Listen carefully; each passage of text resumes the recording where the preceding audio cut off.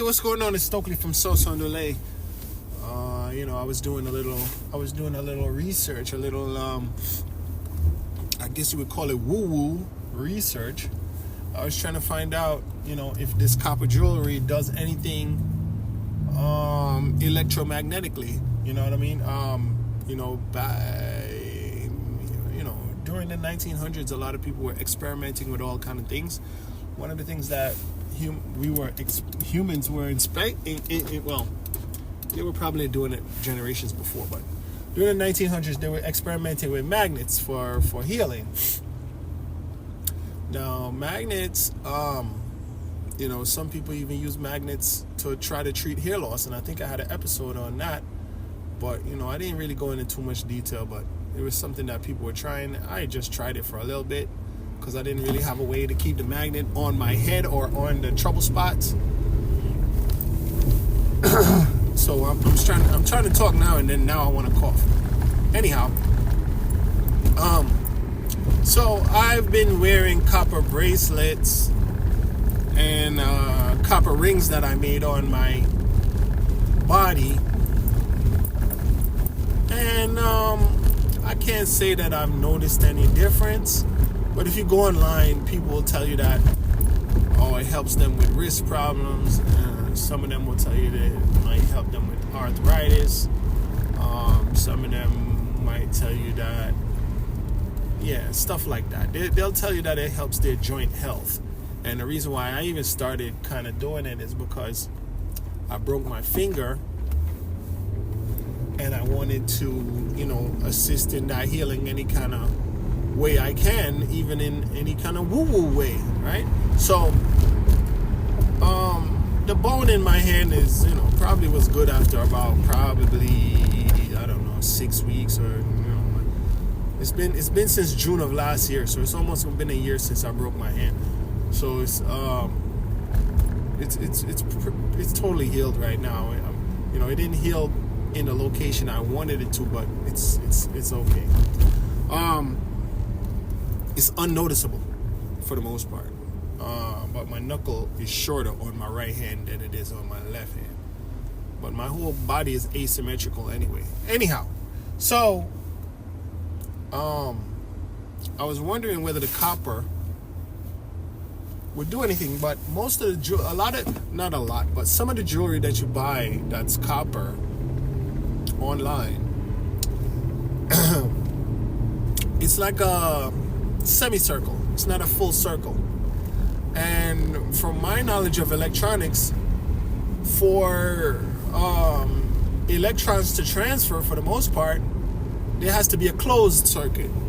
There has to be a start and an end, basically, of where the current is flowing. And usually it's in a complete circle. But,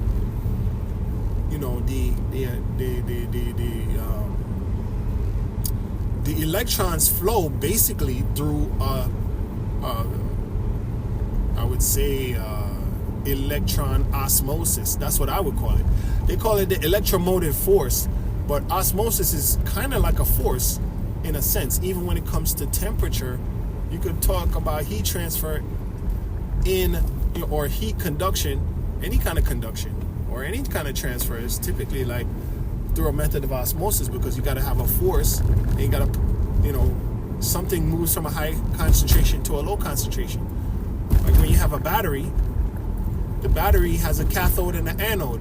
The electrons are flowing from one side through the conductor to the other side, and then that energy dissipates and feeds into the side that has low energy, whatever the case may be, what I mean? There's a high concentration of electrons on the negative side, and a low concentration of electrons on the positive side. So the electrons flow, I'm going to say through osmosis, from the high concentration to the low concentration. Yes? All right. So that's how a battery works. So a battery basically works through osmosis.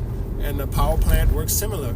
The power plant is sending out significant amounts of electrons. It's creating a whole bunch of electrons. It's collecting a whole bunch of electrons. And it's sending them through the conductor into your little house that has the no energy or no opposing electromotive force, and not to that magnitude, and it powers your devices, and that dissipates whether in mechanical work or heat.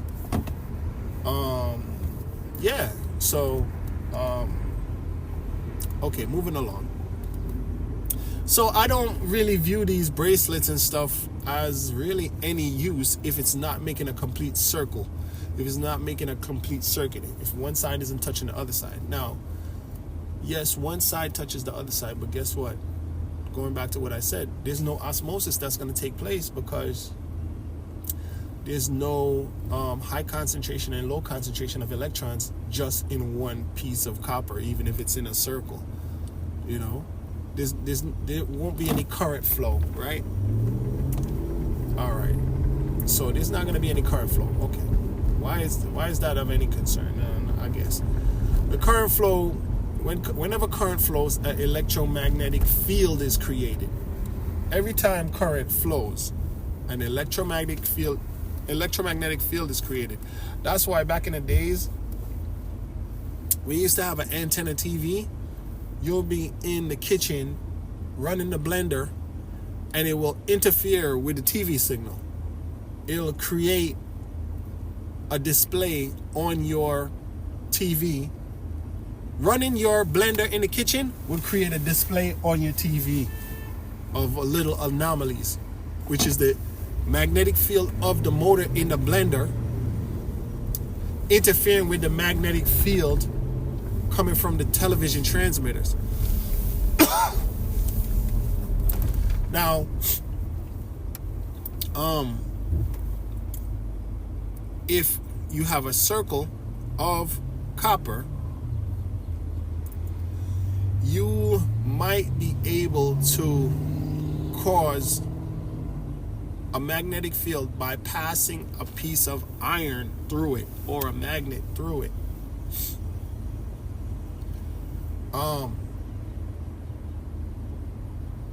But so my woo-woo logic was saying, well, you know what? Red blood cells contain iron. So if my red blood cells are flowing through my hand or flowing through my finger and it's surrounded by a copper ring, that would create some kind of magnetic field to maybe slow down those iron particles in my blood so that they concentrate themselves in that area, providing more blood in that area, more blood cells in that area, and ultimately assisting the healing of that area. Right? It's something like thinking about PRP, platelet-rich plasma. Yeah, so they have a thing called PRP, right? Where if you're facing hair loss, they'll take your blood out of your body, send it through a machine, and then inject it back inside of your head. It's something like the vampire facials popularized by Kim Kardashian, where they would take her blood, run it through a machine, I believe, and then they'll inject it back into her face. And this is supposed to make her face more young looking. They call them vampire facials.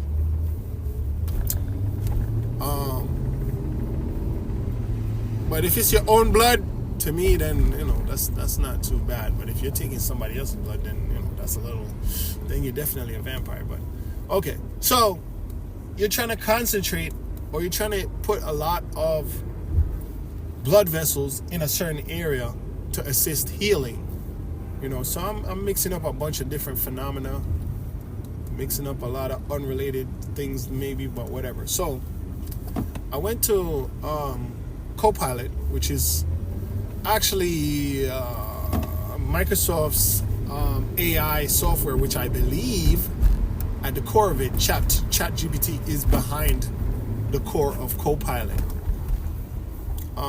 is part of the core of Copilot. I suspect, because Microsoft has heavily invested into ChatGPT. So I asked Copilot, basically, and I said, "What's up with the magnetic fields, right? Would a magnetic field be created by the red blood cells flowing through my finger, through the ring on my finger?" He said, "No, it's not, because the iron in your blood vessels, the iron in your blood cells is not ferromagnetic, and it's not occurring in it's not ferromagnetic, right? According to them, right?" So then I said, "Wait a minute, okay." I was watching a show the other day where my son was watching a show called Science Max. And the guy on Science Max, he's a Canadian guy. That's like a Bill Nye version of... Bill Nye might be Canadian, but this guy's a Canadian guy. Bill Nye is not Canadian. I don't think so. But this guy's like a Canadian Bill Nye. And he was doing an episode on magnetism, and he shared that there are birds that migrate based on the Earth's magnetic fields. So I asked Copilot, wait a minute, how do the birds migrate based on the Earth's magnetic fields? So apparently these birds can see magnetic fields. They can see them with their eyes. And they're able to see the magnetic fields because they have a protein in their eyes called Cry4, CRY4. Now it's a very long name, but they just call it Cry4. So I asked Copilot, do human beings have Cry4? And it said, no, we don't have Cry4. We only have Cry1 and Cry2. So Cry4 is also... Now, they can see... I'm sorry. Let me get back. So, Cry4 is the protein that's in birds' eyes, in the species of birds' eyes that can see magnetic fields. And these birds also...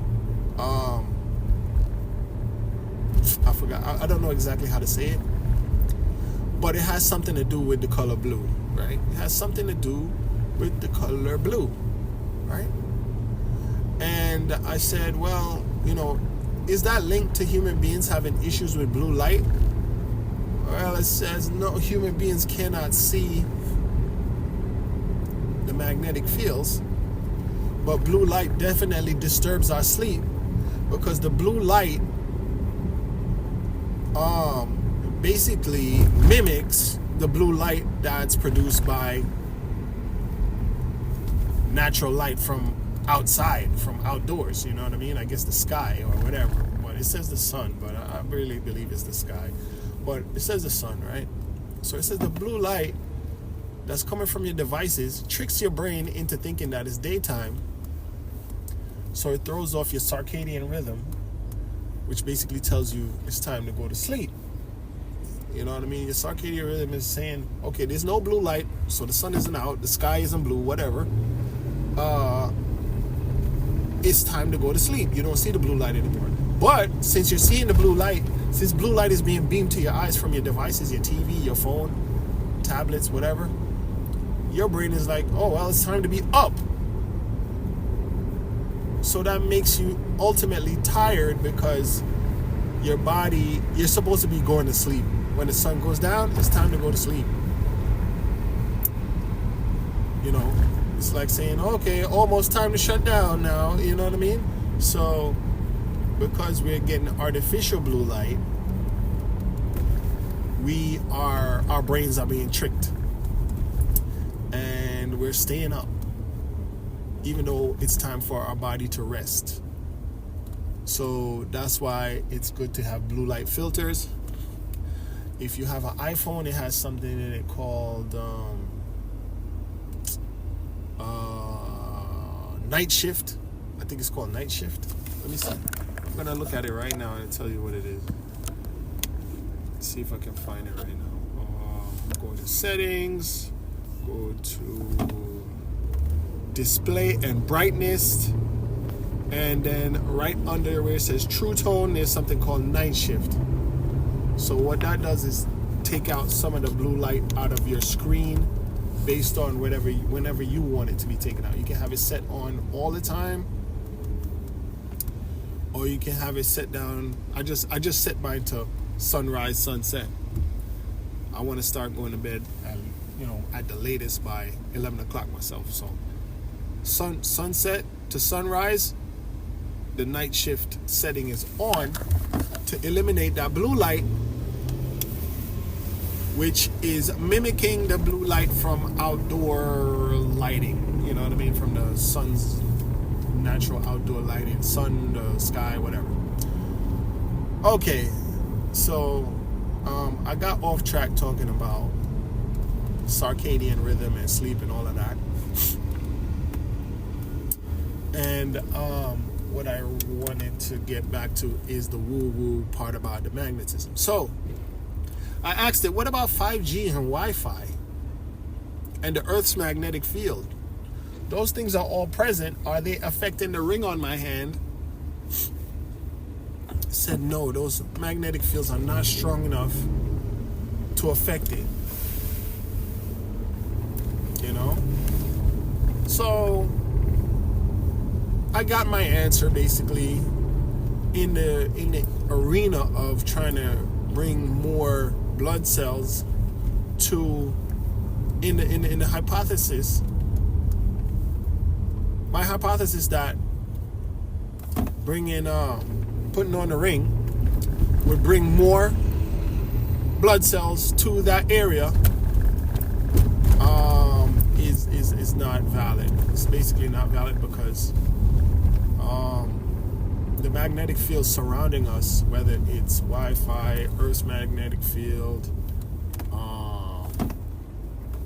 so on and so forth, are not strong enough to enact any kind of magnetic field or move the electrons around in my ring to cause me to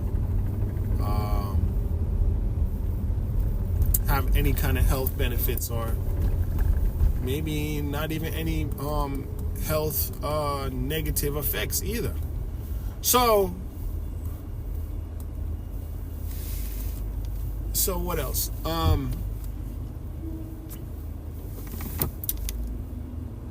What else is it? I'm about to have some Dunkin' Donuts, even though I'm just recovering from cold-like symptoms, which I shouldn't be indulging in any sugary stuff. But I'm gonna disobey, and I may be punished as a result. We will see. You see how humans are stubborn, and why we need God's grace and mercy. Because we're still going to do it to ourselves. Most of us are self-inflicted, have a lot of self-inflicted injuries. But let me move back on. Whether it's in social, financial, or whatever, spiritual, we're self-inflicting a lot of stuff on ourselves, especially as adults. Kids, kids are innocent. But, so wearing the copper on my hand, it doesn't really do anything in that kind of sense. But copper does have benefits in the sense that it kills bacteria, right? Brass, stainless steel, and copper, they're good at killing bacteria topically. And that does have some benefits. And copper is important to certain bodily functions.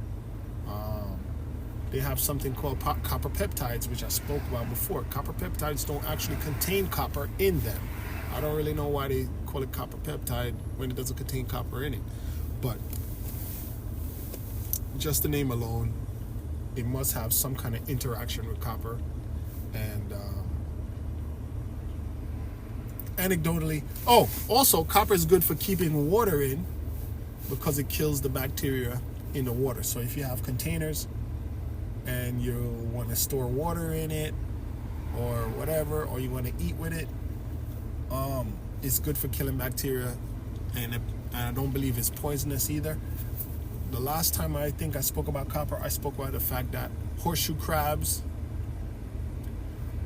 they have a copper-based blood, while we humans have iron-based blood. So their copper-based blood is blue. And whoa, the color blue is keep coming up in these things because I just spoke about Cry 4. Let me go back to let me go to my co-pilot conversation, because I just don't want to just be just 100% reckless. Let's see if I can open it without interrupting my recording. So you can go into co-pilot, tap on your menu, and go back to your conversations that you had with it the day before. So let's see here. It says I asked it. Okay, let's go back to why I said, which species of birds migrate this way? Okay, no, let's go back a bit. Can you give me the visual representation of the compound Cry 4? No, it couldn't do that. Do humans have Cry 4? Humans do have cryptochromes, but not the specific Cry 4 protein associated with magnetoreception in birds. The cryptochromes found in humans, such as Cry 1 and Cry 2, primarily regulate circadian rhythms and are not involved in sensing magnetic fields. Unlike birds, humans lack the specialized adaptations for magnetoreception. Okay, let's see here. Where's the word blue coming? Okay, here we go. There are birds, I asked it, there are birds that navigate and migrate based on the Earth's magnetic fields. What part of their body senses the magnetic field, right? Now, co-pilot responded, birds sense Earth's magnetic fields using specialized proteins in their eyes, particularly protein called cryptochrome 4, Cry 4. This protein is part of a class of photoreceptors sensitive to blue light, and it allows birds to perceive magnetic fields visually, a phenomenon known as magnetoreception. All right, so I'm not going to go too far in that, but you can look up Cry 4, and some of the bird species are called European robins, Eurasian reed warblers, northern gannets, and Tasmanian silver eyes. There's more species, but those are the ones that are listed.